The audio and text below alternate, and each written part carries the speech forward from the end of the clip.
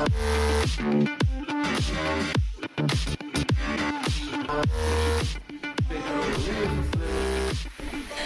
regardez Hebdo Show Algérie, toujours sur Al24 News, mesdames et messieurs, bienvenue à vous si vous venez de nous rejoindre. L'œil d'Alger se poursuit, toujours avec monsieur Manuel Pouchelet qui est encore avec nous.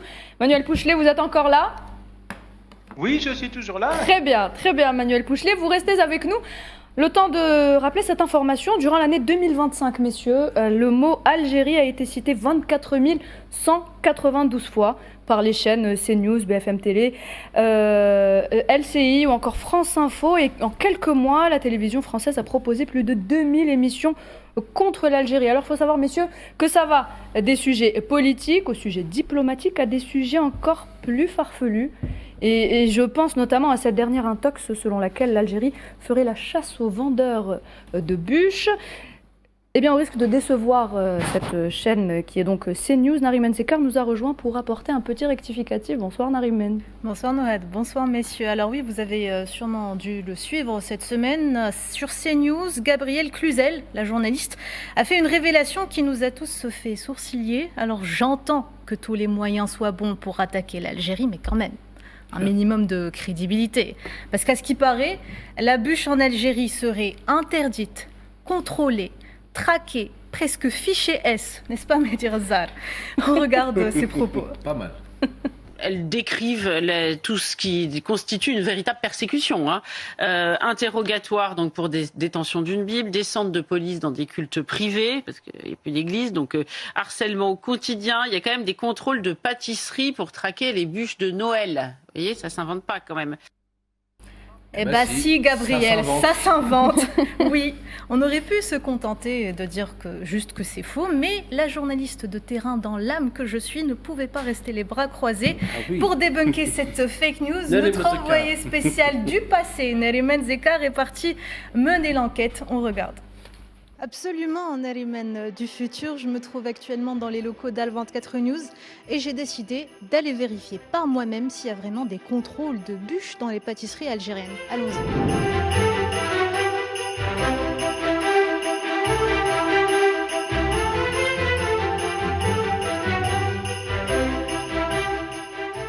On vient d'arriver à Albière, j'ai trouvé une petite pâtisserie qui m'a l'air fort sympathique.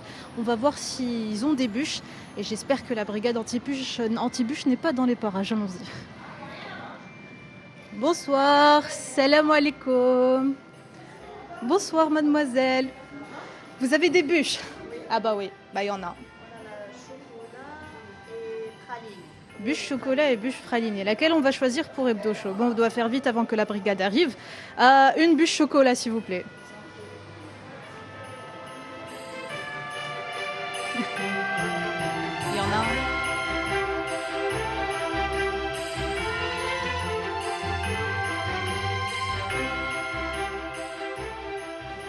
Merci beaucoup, merci mademoiselle. Bon bah voilà, Nariman du futur. La bûche, je l'ai. Finalement, Gabriel, ce genre de propos, ça s'invente. Allez, maintenant, je rentre au siège. À toutes.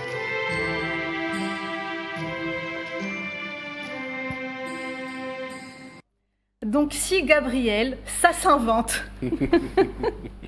Qu'on soit musulman, chrétien ou juste gourmand, la pâtisserie n'a jamais été un sujet de discorde, bien au contraire. Le but de cette déclaration que j'estime tout à fait ridicule, c'est seulement d'altérer l'image de l'Algérie. Et comme par hasard, quelques jours seulement après que le pape Léon XIV ait réitéré son intention de visiter l'Algérie prochainement, l'Algérie qui est le pays de Saint-Augustin. Et cette polémique fabriquée ne dit donc pas grand-chose de notre pays. En revanche, elle en dit beaucoup sur ceux qui ont besoin de caricaturer un pays et toute une société pour exister dans le débat médiatique.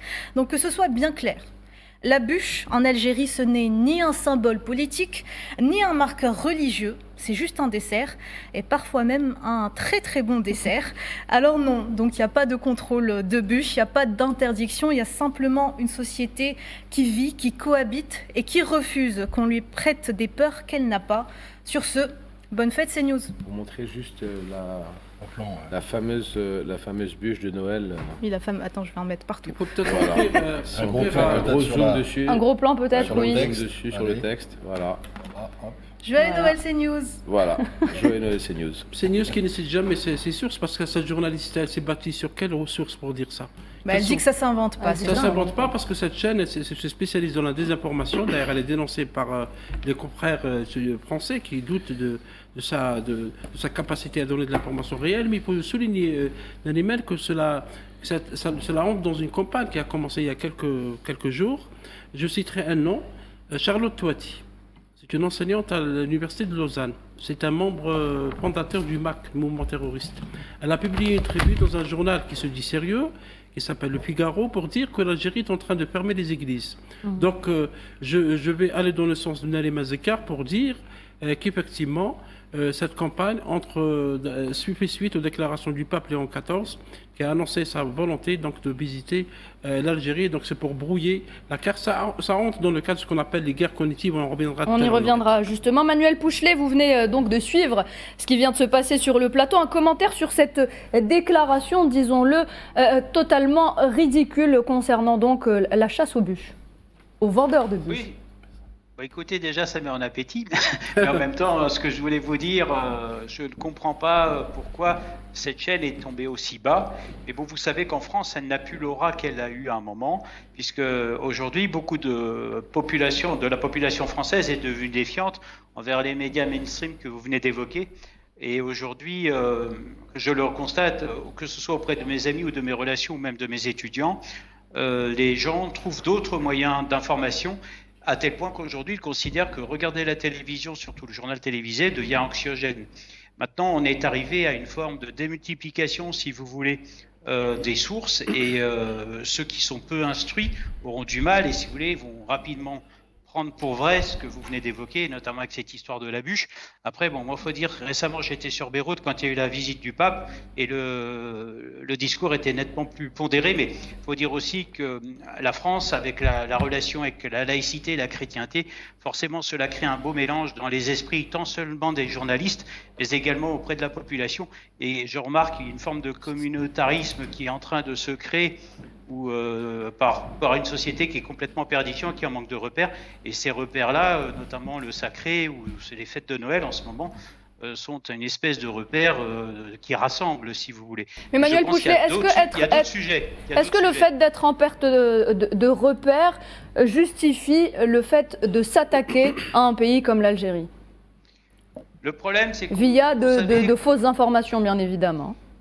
Bien entendu, moi je pense que, je vais vous dire une chose, quand un pays fonctionne trop bien, et notamment les dernières réussites et le succès qu'a l'Algérie à l'international, ça pose des questions, puisque la France, on l'a remarqué, est en perte de vitesse, notamment au niveau diplomatique, qui était un de ses points forts. Aujourd'hui, forcément, on s'attaque à ceux qui réussissent, et il n'y a pas que l'Algérie, il y a d'autres pays également qui sont visés, et même y compris au sein de l'exécutif français. Vous remarquerez qu'il y a quand même aussi beaucoup de fake news qui tournent autour du pouvoir, et notamment de la présidence de la République. Voilà, moi je pense que dès que quelqu'un réussit, ou dès qu'il y a un pas en avant, il se distingue, il y a une attaque, en général qui est souvent gratuite, et voilà. Je pense que c'est lié à ça. C'est le fait que vous réussissiez trop bien, en fait. C'est peut-être pour ça. Monsieur Pouchelet, bonsoir. Bonsoir. Joyeuses fêtes, déjà en avance. On est à quelques jours de vos fêtes de fin d'année. Il est évident qu'il n'existe aucune police de Noël, aucune brigade antichrétienne. Ça, c'est comme d'habitude une chaîne de désinformation, parce que moi, CNews, je l'appelle une chaîne de désinformation et pas d'information. Moi, j'ai très longuement écouté le professeur Ahmed Ben Saada. Je pense que vous en avez déjà entendu parler, qui a fait des écrits qui sont pour moi exceptionnels, où il parlait de guerre cognitive, où il donnait tous les détails de la guerre cognitive qui est faite à l'Algérie. Il donne un exemple très concret, par exemple, sur le site inadata.fr, où on peut consulter sur les chaînes d'information combien de mots a-t-on employé le mot Algérie. Donc plus de 24 000 fois sur 3 ou 4 chaînes d'information. C'est ça. Mais par contre, moi, ce qui me dérange, c'est que uniquement sur la chaîne CNews, le mot Algérie a été employé 13 000 fois en un an. Donc pratiquement la moitié des 4 autres chaînes. Et toujours dans un registre justement de désinformation, de fake, et toujours pour jeter le discrédit sur tout ce qui est algérien en quelque sorte. Tout ce qui vient de l'Algérie. Alors, il y a 2 ans, c'était tout ce qui était islam. On est bien d'accord, vous êtes là-bas, donc vous le savez. Et là, on pense que être musulman et algérien en France actuellement, c'est sans mauvais jeu de mots, porter la croix. Vous voyez ce que je veux dire? Donc, à un moment, quand est-ce que va s'arrêter cette guerre cognitive, comme l'a si bien dit le docteur Ben Saada et comme l'a si bien expliqué le docteur Ben Saada? Et justement, une deuxième question dans la question, dans quel but ils font ça? Moi, c'est ça. Pourquoi ils font ça? Est-ce qu'ils ont un but? On sait que CNews est détenu par le groupe Bolloré avec une idéologie très portée sur la religion chrétienne, mais dans quel but CNews met toutes ces armes pour attaquer l'Algérie? Alors, merci. Quand je dis CNews, c'est CNews, GDD, Europe 1, c'est compris. Hein. Oui. Oui, bah merci de m'interpeller. Moi, je pense que de toute façon, la solution, elle vient des jeunes. La solution, elle vient des jeunes, puisque moi, j'ai la chance de les avoir comme étudiants, et croyez-moi, le discours de paix et de tolérance est à des années-lumière de ce qu'on peut entendre sur les médias que vous venez d'évoquer. Ensuite, concernant Monsieur Bolloré, vous savez pertinemment qu'il a perdu beaucoup de marchés en Afrique au niveau de ces sociétés, notamment de transport. Société qui était un peu partout implantée, notamment au niveau des infrastructures portuaires, et il s'est fait damer le pion récemment par d'autres acteurs. Et donc forcément, il y a une forme de frustration, une forme de stress. Il faut savoir que les médias, du point de vue géopolitique ou peu importe, ont toujours été porteurs, on va dire, d'une forme d'influence qui est souvent malheureusement nauséabonde. Et l'objectif est bien entendu de tenter de déstabiliser un pays, mais je le constate, avec le 13 000 fois pour évoquer l'Algérie, je pense qu'il y a d'autres sujets nettement plus préoccupants, notamment qui concernent la société française ou même l'Europe ou même le monde. Et je ne comprends pas, si vous voulez, cette forme, excusez-moi d'un mot peut-être un peu fort, cette forme d'acharnement contre l'Algérie. Maintenant, vous savez, l'histoire des deux pays est quand même particulière. Et aujourd'hui, j'ai l'impression qu'il y a on vient de célébrer, si vous voulez, des anniversaires importants, que ce soit d'indépendance ou même que ce soit de fin de différents événements. Et je pense que la France est frustrée. Voilà, elle est frustrée sur de nombreux sujets parce qu'elle constate qu'elle perd pied et qu'aujourd'hui l'Algérie est devenue, on va dire, une voix importante au niveau international. Je pense notamment avec ce qui s'est passé avec la voix qu'il y a eu au Conseil de sécurité avec Gaza, avec d'autres sujets, où justement cette voix qui porte, je pense, à mon avis, dérange en France. Donc du coup, Manuel Pouchelet, l'Algérie paye aujourd'hui ses positions internationales ? Je ne sais pas si c'est tout à fait ça, mais je trouve que malheureusement, peu importe le pays, que ce soit l'Algérie ou même d'autres pays, je pense que la France, elle porte des coups. Je parle de la France en général, que ce soit par ses voix médiatiques ou peut-être également d'autres acteurs. Je pense notamment, vous venez de l'évoquer avec les activités d'un grand patron français. Elle tente aussi de se faire asseoir de manière maladroitement une politique internationale où aujourd'hui elle perd pied. Moi, je peux vous garantir, étant aussi une bonne partie du temps au Moyen-Orient, la France, elle est en perte de vitesse. Aujourd'hui, il y a d'autres acteurs qui financent. Là, vous avez évoqué notamment l'Afrique avec la Russie. Il y a d'autres acteurs qui aujourd'hui, on trouve des alternatives. Et c'est important. Et je pense que malheureusement, et heureusement d'ailleurs, que l'Algérie fait preuve de transparence, c'est-à-dire avec des déclarations, de manière à confirmer sa position. Et moi, ce qui m'inquiète, c'est le fait de ces fake news qui circulent en France. Le pire, c'est que ça alimente des débats, et ça, de nombreuses heures de débats, à tel point qu'on en oublie même l'actualité internationale. Je peux vous garantir, sur certains canaux que vous venez de m'évoquer. Monsieur Pouchelet, justement, pour aller dans votre sens, quand nous voyons sur une télé française comme CNews, une chaîne d'information en continu, des telles contre-vérités, est-ce que ça ne serait pas pour cacher quelque chose de bien plus grave sur un plan de vue économique ou sur un plan de vue sociétal? Parce que quand on voit Madame Cluzel, je crois qu'elle s'appelait Madame Cluzel, excusez-moi si je me suis trompé sur le nom de famille, mais qui dit une telle ineptie, qui dit une telle contre-vérité. Et quand en face, on voit par exemple le cardinal Vesco, qui est ici un cardinal qui est respecté, qui est aimé de la population algérienne, que le président de la République a reçu plusieurs fois, à qui il a donné la nationalité algérienne justement tellement il se sentait bien dans ce pays. Quand on voit que le pape veut venir pendant entre le mois de février ou le mois d'avril, la date est fixée, et qui vous parle justement de Annaba, de Saint-Augustin, et qui vous parle de l'Algérie, qui est pressé de venir en Algérie. Quand on voit que Notre-Dame d'Afrique est en train d'être rénovée sur fond algérien justement pour donner encore plus d'espace à la communauté chrétienne chrétienne qui est en Algérie, et en l'occurrence au cardinal Vesco, qui est le premier ambassadeur de la chrétienté en Algérie actuellement. C'est le cardinal d'Alger, donc c'est l'ambassadeur de la chrétienté en Algérie. Quand on voit toutes ces informations d'un côté, et une personne qui dit ça sans avoir honte, et en donnant une sorte de fake news en direct, et sans être contredit par ses propres employeurs. Est-ce que ça ne cache pas quelque chose? Voilà ma question. Est-ce que c'est pas pour justement, en quelque sorte, mettre la vérité sous le tapis? Je partage votre avis. C'est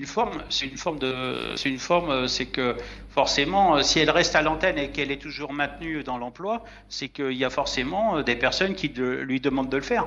C'est ça qui est dangereux. Et à mon avis, à mon humble avis, si vous voulez, je pense que ces personnes complètement déconnectées font fuir aujourd'hui la population de certains médias que vous venez de m'évoquer. Et il n'y a pas que CNews, il y en a d'autres. Aujourd'hui, la parole est remise en cause. Moi, j'entends, par exemple, étant géopoliticien de métier et même diplomate, je peux vous garantir que quand j'entends certaines choses sur le Moyen-Orient, heureusement que je suis assis, parce que sinon je tomberais de ma chaise tous les jours. Et c'est vrai que le problème, c'est qu'aujourd'hui, on est surtout sur CNews, on est, je pense, vous me direz si je me trompe, on est dans l'information spectaculaire. C'est-à-dire qu'aujourd'hui, les médias ne se sentant plus, excusez-moi, écoutés, aujourd'hui, il faut faire du sensationnalisme. Et voilà. Je pense que c'est le terme qui va, et on prend des recrues qui n'y connaissent rien, notamment la journaliste que vous venez de m'évoquer, pour contribuer à ce sensationnalisme qui cache, à mon avis, un profond malaise sur d'autres sujets. Alors, ça peut être des sujets internationaux, ou même, j'allais dire, pourquoi pas, de la désinformation pour aller plus loin. Avez-vous vu hier Marine Le Pen reprendre de voler Sonia Mabrouk? Je ne sais pas si vous avez vu l'extrait qui est en train d'enflammer la toile, où même Marine Le Pen trouve que Sonia Mabrouk et CNews sont, entre guillemets, trop racistes et qu'ils font trop d'amalgame. Elle a parlé d'amalgame répété. Est-ce que c'est pas l'arroseur arrosé quand la chef de file du premier parti d'extrême droite en France dit à son intervieweuse, en l'occurrence Sonia Mabrouk, qu'il faut arrêter les amalgames entre les musulmans et les Français? Est-ce que c'est...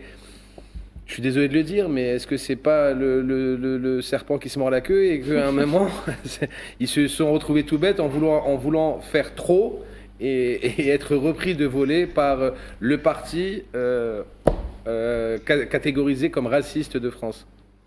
Alors moi, je vais vous dire, je partage votre expression, mais en même temps, maintenant, ce qui est beaucoup plus dangereux, et là, je vais redevenir sérieux 2 petites secondes, il faut savoir que Marine Le Pen a vraiment rompu, on va dire, avec le discours de son père, Ouais. mais il faut se méfier parce qu'en même temps, le discours plus façade. pondéré...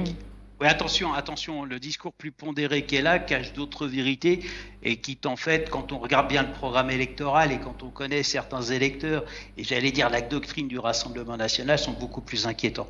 Moi, j'allais dire, malheureusement, c'est la partie seulement visible de l'iceberg.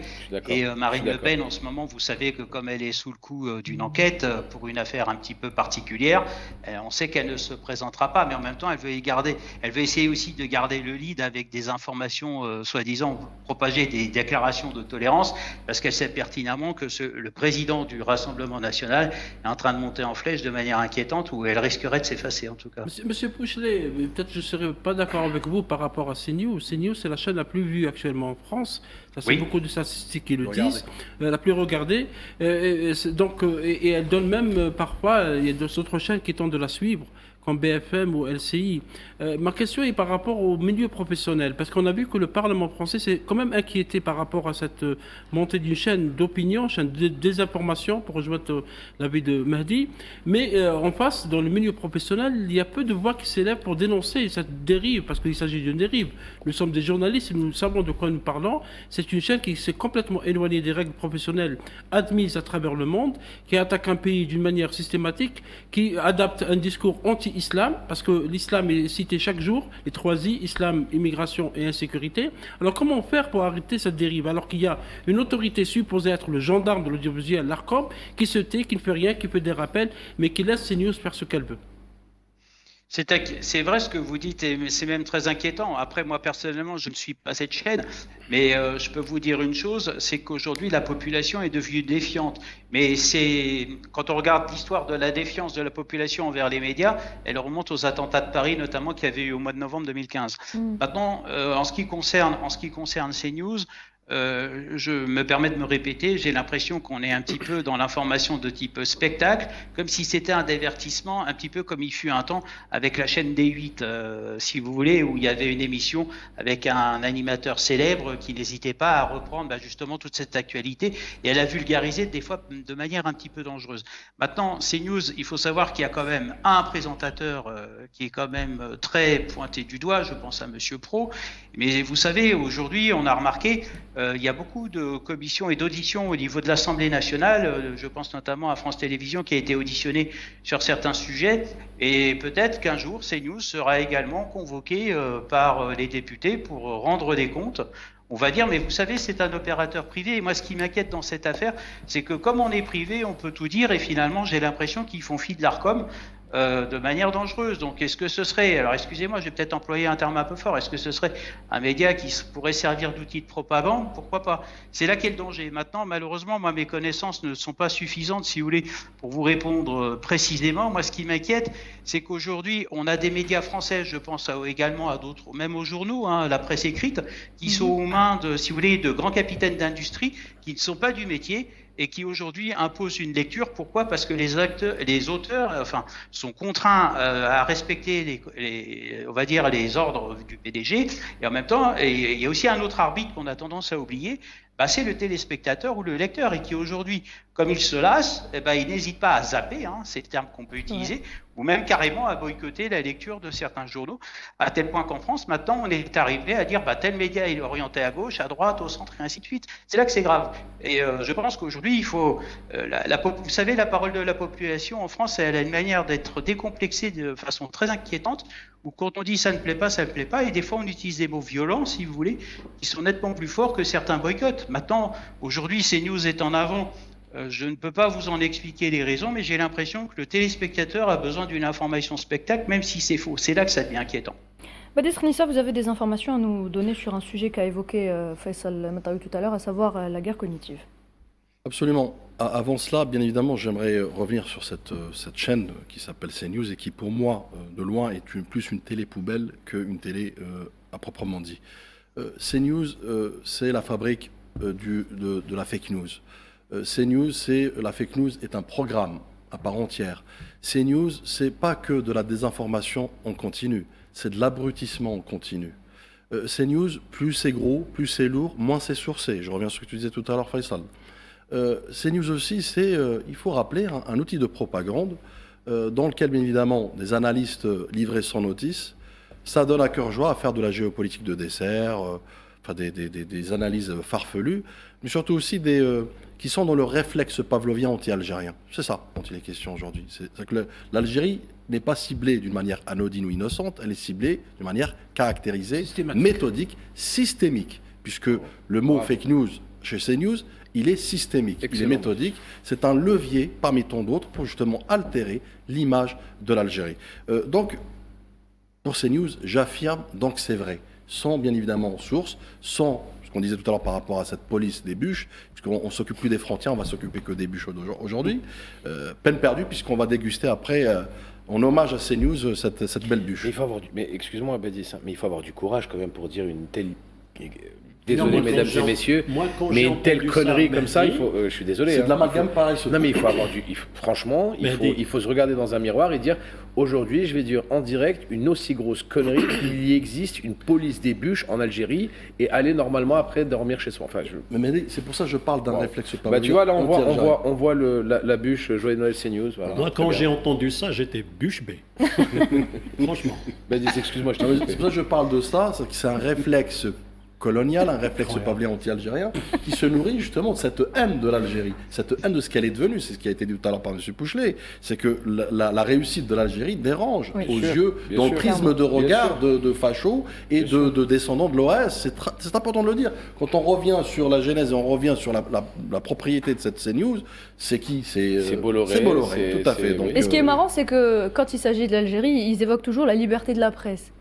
Alors, parlons-en, la liberté de la presse. La liberté du culte aussi. Vous me tendez une perche. D'abord, dans un extrait d'un rapport récemment de l'Union européenne sur l'Europe, notamment la liberté d'expression en Europe. Il y a un amalgame. C'est-à-dire qu'aujourd'hui, beaucoup de chiffres, notamment que ce soit en Grande-Bretagne, où on censure les gens et on les met aux arrêts, en garde à vue pour des commentaires qui ne vont pas dans le sens justement de la politique politiquement correcte. On a en France où on veut labelliser des médias justement, où beaucoup d'ailleurs, je l'avais dit précédemment, beaucoup de journalistes, plus de 68%, je dirais, réclament plus de liberté, notamment d'expression, où ils subissent de l'autocensure, notamment orchestrée par justement des organismes, par des médias, par des responsables politiques. J'appelle pas ça de la liberté d'expression, donc c'est de la liberté d'autocensure. Moi, ce qui me dérange le plus dans cette histoire, c'est quoi? C'est qu'au-delà de cette hypocrisie, notamment de cet Occident qui se donne le droit de donner des leçons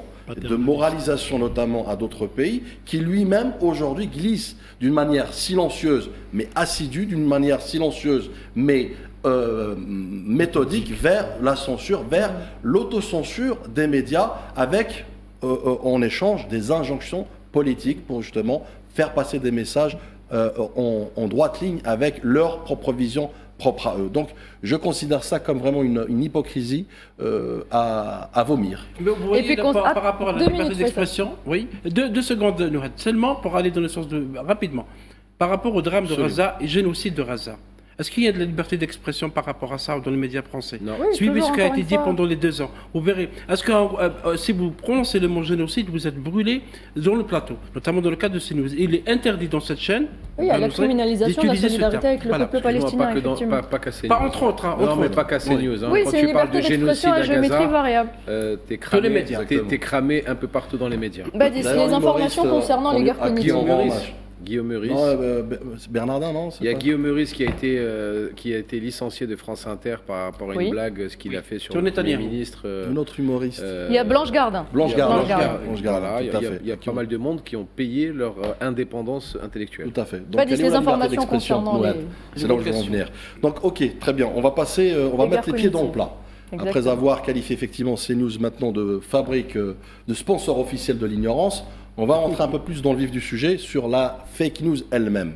Moi, je suis venu avec quelques chiffres, quelques éléments tangibles, sans équivoque comme d'habitude, où d'abord, je vais commencer par étayer nos téléspectateurs et téléspectatrices et éclairer notamment sur certains aspects la fake news elle-même. La fake news, ce n'est pas un phénomène anodin, ce n'est pas un phénomène isolé. C'est d'abord une explosion mondiale, à l'échelle mondiale de la désinformation. Figurez-vous qu'entre 2019 et 2023, on a observé plus de 300% d'augmentation des opérations de manipulation de l'information documentée, encore une fois documentée, preuve à l'appui, et c'est l'Union européenne, le Service européen pour l'action extérieure, rapport FIMI qui le dit. Vous avez plus de 85%, je dis bien 85% des États membres de l'ONU qui, eux, déclarent quoi? Avoir été ciblés par des campagnes coordonnées de désinformation ces 5 dernières années. Donc vous voyez bien que c'est une tendance accrue et la guerre cognitive devient une guerre systémique et méthodique. Ça, c'est l'ONU et l'UNESCO qui le dit. Ensuite, je vais aller vers un autre aspect qui est plus la crise mondiale de confiance générée justement par cette guerre de fake news, qui est d'ailleurs finalement le terreau de la guerre cognitive. Donc vous avez 67%, je dis bien 67% Nouhad, des citoyens dans le monde estiment qu'il est difficile aujourd'hui de distinguer une information vraie d'une fake news. Oui. Là, c'est aussi l'UNESCO Ipsos 2023 qui le dit. 56%, tenez-vous bien, 56% déclarent avoir déjà cru une information fausse avant de découvrir finalement qu'elle était manipulée. Tout à fait.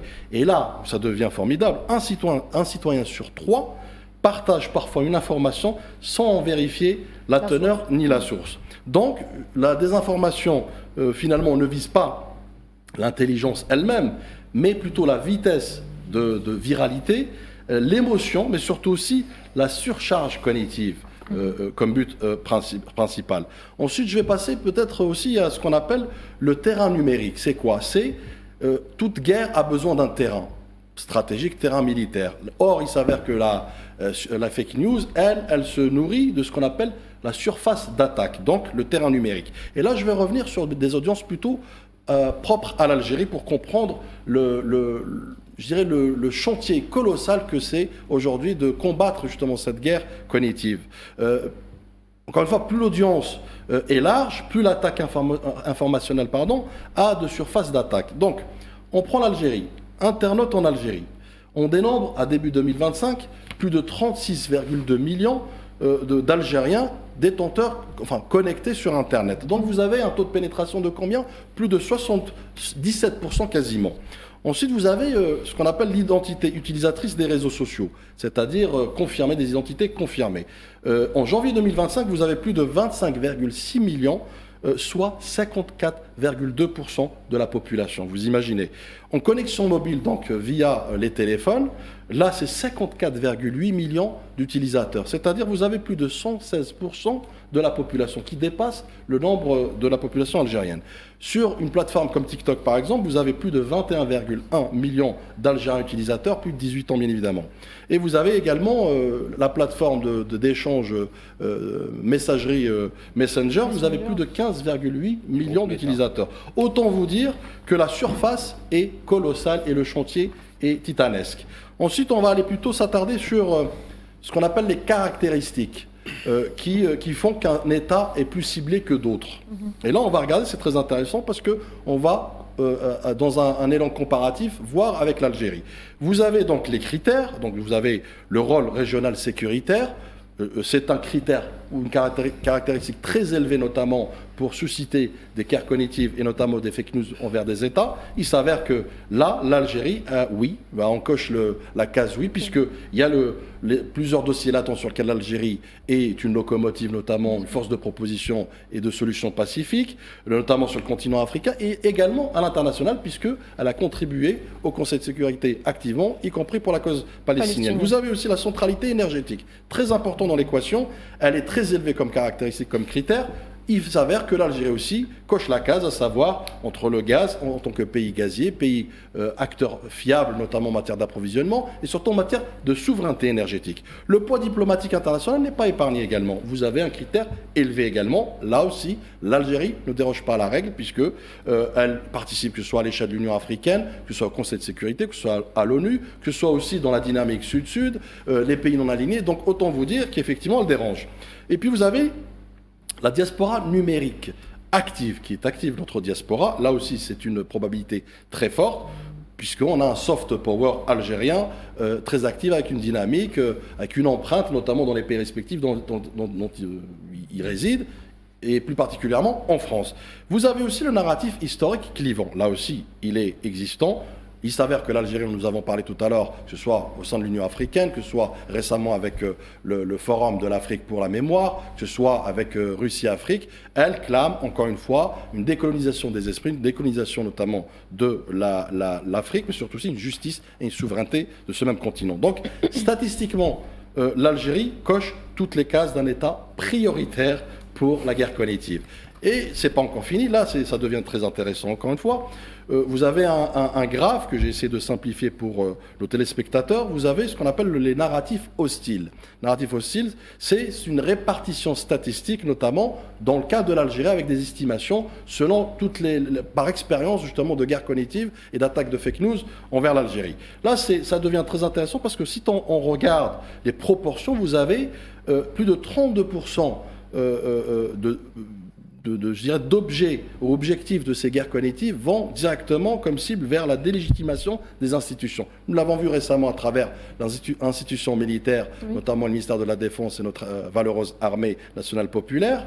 Et puis vous avez, au fait, en deuxième position, vous avez un objectif d'instabilité, de chaos, donc semer le chaos, semer le doute. Vous avez, je ne vais pas tous les citer, mais par ordre, vous avez après des attaques vers l'économie de l'Algérie, vers les pénuries, vers cette rareté du produit, rappelez-vous. Donc semer encore une fois le doute au sein du citoyen. Donc vous voyez bien que les attaques visent d'abord, et ça c'est très important, je le rappelle, à retourner le citoyen contre l'État et ses institutions. Tout à fait. Et c'est là où je veux en venir, c'est que les attaques visent d'abord l'État, ensuite le lien entre l'État et le citoyen. Rarement, ce sont des faits isolés. Au contraire, ils ont été avérés. Ensuite, on va passer à un autre graphe, rapidement. Là, vous avez en fait les institutions algériennes, statistiquement parlant, qui sont les plus ciblées. Ça ne vous a pas échappé, bien évidemment. C'est les institutions sécuritaires, la colonne vertébrale de tout État, notamment notre valeureuse armée, encore une fois. Et puis vous avez aussi l'exécutif, la présidence en deuxième position. Et puis vous avez la diplomatie, vous avez l'économie, les finances et autres. Donc tout aspect qui peut déstabiliser effectivement cette structure qui est l'Algérie. Donc sur l'ensemble de ces contenus, qu'est-ce qu'on apprend hostiles, bien évidemment, qui sont analysés. On regarde que la cible prioritaire n'est pas le gouvernement du jour, n'est pas l'actualité du jour. Elle est plutôt vers les piliers de la souveraineté d'un État. Et ça ne vous a pas échappé que l'institution sécuritaire, que la présidence, l'exécutif sont les premières cibles. On passe ensuite avec, bien évidemment, les fake news ont besoin de s'alimenter, ont besoin de se développer dans un espace adéquat. Donc là, on voit en fait effectivement les plateformes les plus utilisées contre l'Algérie. Là, encore une fois, ce n'est pas sorcier, ce n'est pas un secret pour personne. Nous avons Facebook, nous avons TikTok, WhatsApp, Telegram, on a ex-Twitter, donc X, et nous avons YouTube. Là aussi, il y a plusieurs gesticulations, plusieurs, je dirais, dynamiques, à savoir une structuration narrative longue, que ce soit sur Facebook. Vous avez des pseudo-analystes qui se donnent, comme pour ceux de CNews, de la géopolitique des desserts, mais pas que, et qui se donnent à cœur joie d'être justement d'avoir des plateformes et de la visibilité. Ensuite, on va aller peut-être passer vers l'origine géographique et l'écosystème, notamment de ces diffusions. Encore une fois, toujours le cas de l'Algérie qui nous intéresse. Vous avez de 65 à 75%, notamment des contenus hostiles à l'Algérie, émergent hors territoire national. Oui. Ce n'est pas un secret. Sauf que là où ça devient intéressant, c'est quoi? C'est que ces récits sont ensuite relocalisés à l'intérieur. Via quoi? Via des pages communautaires, via des comptes qui se revendiquent de la diaspora et via des influenceurs opportunistes qui voient plus leur porte-monnaie qu'effectivement un quelconque intérêt. D'ailleurs, on en a plein, les mercenaires et les traîtres par excellence. Donc, ce qu'on appelle, il y a un effet boomerang qui se produit, à savoir extérieur, diaspora, intérieur, et ça devient un débat national alors que c'est un débat factice qui n'existe pas. Ensuite, très rapidement, l'intensité temporelle. Elle est importante aussi comme clé de lecture pour mieux comprendre notamment ces guerres cognitives. Les campagnes hostiles contre l'Algérie présentent une forte corrélation avec l'agenda souverain. C'est-à-dire qu'en d'autres termes, une fake news n'arrive pas d'une manière inopinée ou d'une manière fortuite. Elle est caractérisée, elle est aussi méthodique et elle choisit le bon timing. 60 à 80% de pics de désinformation observables lors, d'abord, des annonces politiques majeures, président de la République qui se déplace, le chef de gouvernement ou notamment le Conseil des ministres qui émane des mesures phares, notamment au profit du citoyen algérien, des visites officielles étrangères, notamment du président de la République. Vous avez des positions diplomatiques sur des dossiers sensibles, à savoir l'Afrique, le Sahel, la Méditerranée et l'énergie y compris. D'ailleurs, ces attaques envers l'Algérie se sont multipliées depuis l'arrivée du président Tebboune à la tête du pays. Tout à fait, parce qu'il est actif, parce qu'il est au plus près du citoyen algérien, il est au service de l'intérêt de l'Algérie. Et donc vous avez il dérange. événements sécuritaires. Vous avez des événements sécuritaires, cela va de soi, donc régionaux, ça va le Sahel, les frontières, ce n'est pas un hasard. Donc, en d'autres termes, le timing est souvent bien choisi, ma chère Nouad. Je reviens sur quelques KPI, quelques indicateurs rapidement. Vous avez aussi la propagation, donc la vélocité virale anormale qui nous permet effectivement de tout de suite identifier des fake news et des attaques en préparation. Vous avez des fake news à travers un pic de 30 à 90 minutes, elles deviennent virales. Vous avez des informations qui sont vérifiées, alors que des informations vérifiées, elles sont diffusées plus lentement de 3 à 12 heures. Donc ça vous donne le gap entre une fake news et une vraie information et sa vélocité virale qui, encore une fois, on a un gap très important. Vous avez aussi le taux de partage et de commentaires. Comme ça a été dit tout à l'heure, effectivement, en s'appuyant sur l'IA, ça permet effectivement de mieux commenter d'une manière automatisée via des bots, via cette IA, notamment au service de la désinformation. Vous avez là aussi un ratio de 3 à 5 fois supérieur à, par exemple, un contenu factuel ou normal. Et puis, vous avez la durée de vie. La durée de vie, la fake news émotionnelle, c'est de 24 à 72 heures. En revanche, ces conséquences, ils sont beaucoup plus désastreuses. Ces conséquences, c'est un effet cognitif résiduel qui, lui, va durer plusieurs semaines. Donc, ce n'est pas une foule qui parle à travers ce slide, mais plutôt un réseau qui s'active contre l'Algérie. Et puis vous avez un indicateur d'alerte précoce. Il est important, ça, c'est plus pour la pédagogie. Pourquoi je dis ça? Parce que c'est aussi une responsabilité de tous. Je le dis, je le répète, ce n'est pas la question d'institution ou d'institution sécuritaire ou autre, c'est une question de, je dirais, de manuel civique qui doit être justement digéré par tous nos concitoyens, à commencer par les enfants, pour mieux comprendre la dangerosité de ces fake news.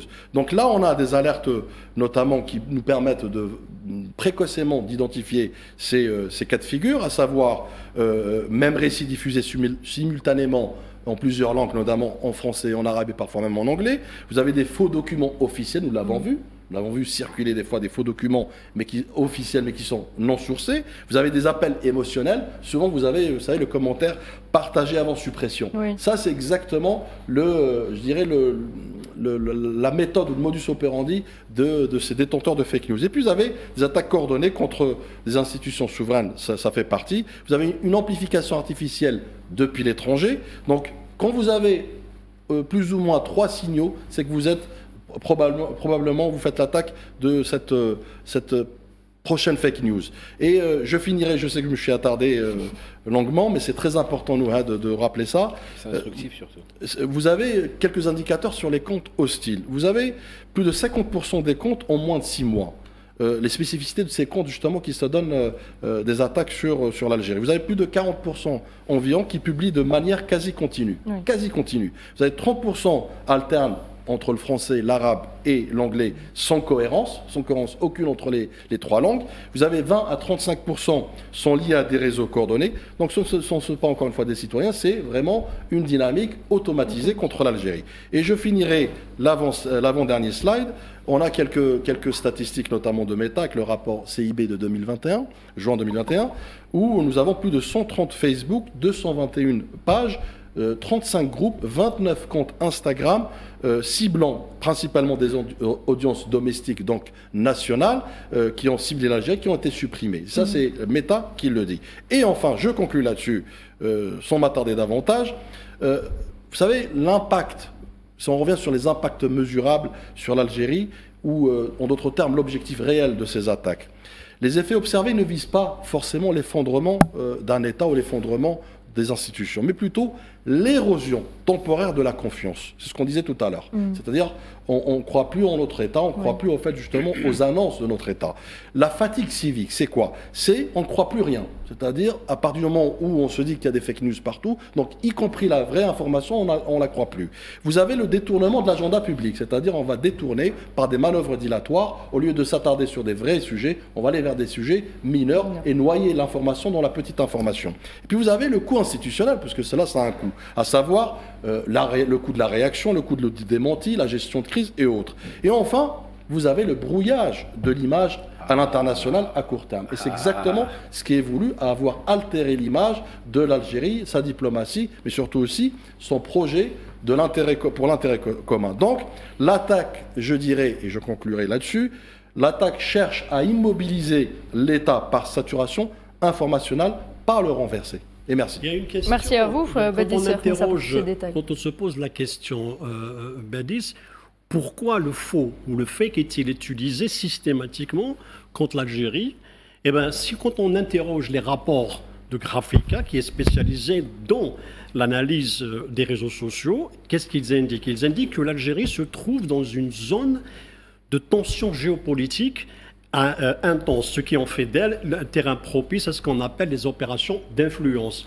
C'est-à-dire les opérations d'influence, il faut, comme disait Badis, susciter des émotions, se concentrer sur des questions sensibles, notamment l'identité et l'histoire ou les pénuries, et en même temps inonder les plateformes sociaux avec des bots et surtout avec des messages qui reviennent le plus souvent et qui sont propagés justement d'une manière en utilisation de l'intelligence artificielle. Donc le recours à l'intelligence artificielle devient de plus en plus dangereux et c'est là où se jouent désormais toutes les attaques ou tous les outils utilisés justement pour s'en prendre à l'Algérie. Et je rappelle cette particularité de l'Algérie qui se trouve dans une zone de tension. Il faut bien préciser la chose. Kamel, monsieur Pouchelet l'a si bien dit tout à l'heure. Et je le remercie pour ça. l'Algérie dérange. Mais l'Algérie dérange pourquoi? Pourquoi on est autant attaqué? Pourquoi on est autant visé? Pourquoi on est autant scruté?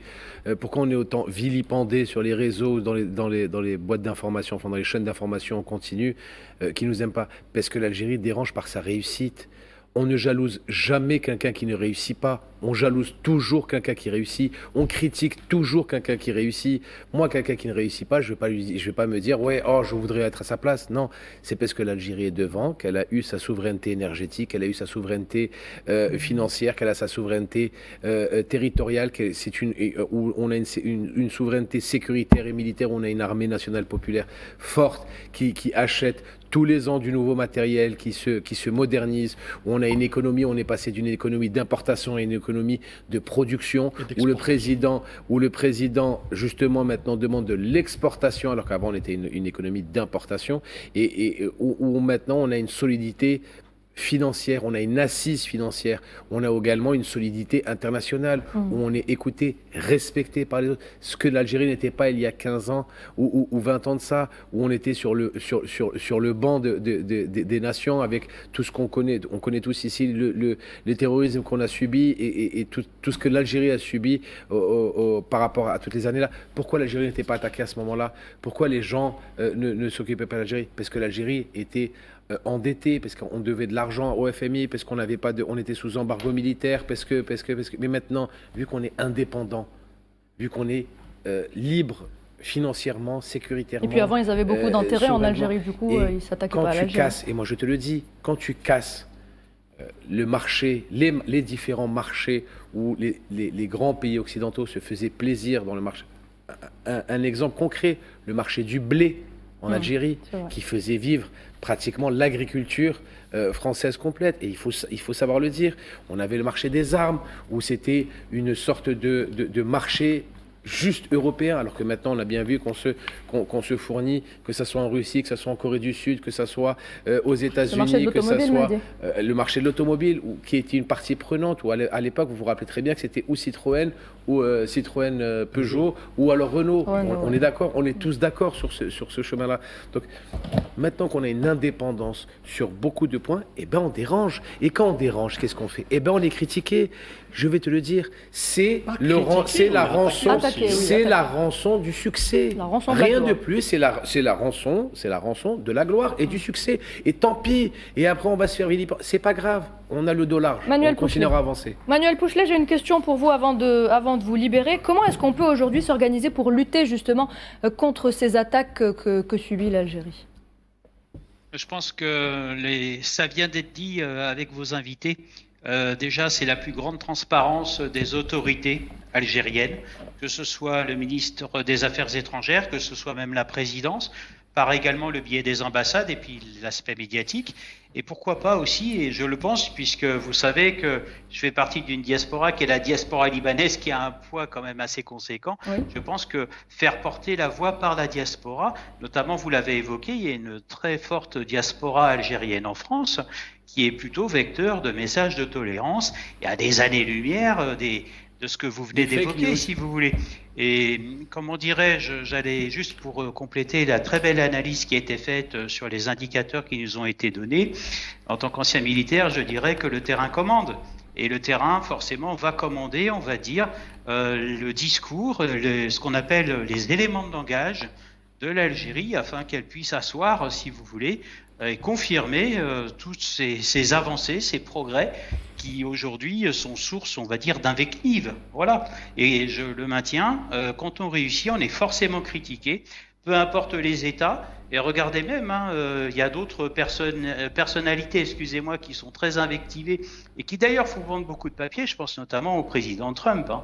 Donc ça, si vous voulez, sa réélection et ses dernières déclarations sont aussi source de fake news et également d'autres messages. Mais pour combattre ce que vous venez de m'évoquer et répondre plus précisément à votre question, je pense que c'est la plus grande transparence qui s'impose de manière à apaiser et à dénoncer ces faux messages qui, de toute façon, je pense que dans ce monde d'après, comme on a tendance à l'évoquer, aujourd'hui est en recherche de repères.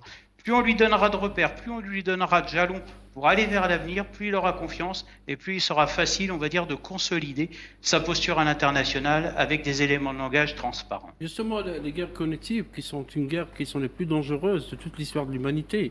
Les experts ont classé plusieurs domaines de la guerre aérienne, la guerre maritime, terrestre, cybernétique et spatiale. La guerre cognitive, elle est dangereuse parce qu'elle cible le cerveau. C'est une guerre qui vise à changer la façon de penser des gens. C'est pour ça qu'on dépasse les repères et Badis a très très bien expliqué. La fake news n'est en fait qu'un outil de la guerre cognitive parce que la guerre cognitive, son objectif principal, c'est de déstabiliser les pays. C'est en sabotant la confiance entre les institutions et l'État et elle s'attaque particulièrement aux jeunes en leur disant il n'y a pas de vie en Algérie, il n'y a pas d'avenir, il n'y a pas d'emploi. On exacerbe aussi les questions identitaires, arabité, amazérité, etc. Et également, il y a aussi un aspect culturel dans les guerres cognitives, c'est-à-dire qu'on doute de votre passé. C'est pour ça qu'il y a des attaques, notamment par rapport au passé colonial de la France en Algérie, on reviendra tout à l'heure. C'est pour ça qu'on évoque les bienfaits de la colonisation, pour ne pas justement que les Algériens demandent réparation ou demandent aussi la reconnaissance des crimes coloniaux par la France. Très bien, merci Faisal Mataoui. Merci à vous également, Monsieur Manuel Pouchelet. Merci d'avoir été avec nous ce soir. Beaucoup. Je rappelle que vous êtes expert des relations internationales. Merci, à très bientôt. À bientôt, merci. Mesdames et messieurs, alors on continue cette émission avec tout de suite la rubrique Face à l'info.